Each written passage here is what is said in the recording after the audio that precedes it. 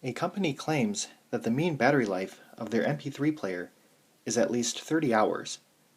You suspect this claim is incorrect and find that a random sample of 18 MP3 players has a mean battery life of 28.5 hours with a standard deviation of 1.7 hours. The population is normally distributed. Is there enough evidence to reject the claim at alpha equal to 0.05? Now, our sample size is not 30. However, it does say that the population is normally distributed, so we're okay. The claim is mu is greater than or equal to 30.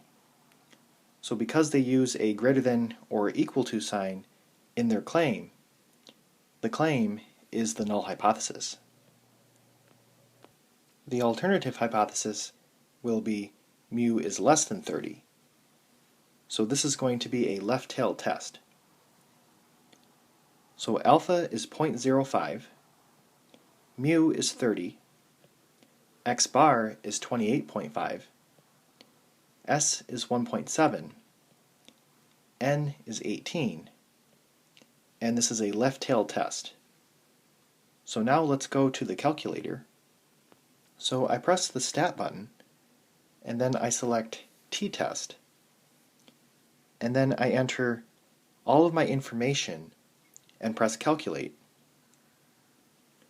So t is equal to negative 3.74, and our p-value is 8e negative 4, which means we need to move the decimal place 4 places to the left.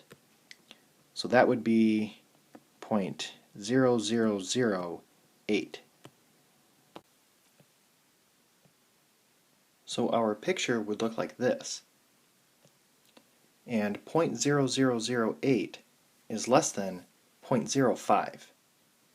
So the p-value is less than alpha, which means we reject the null hypothesis.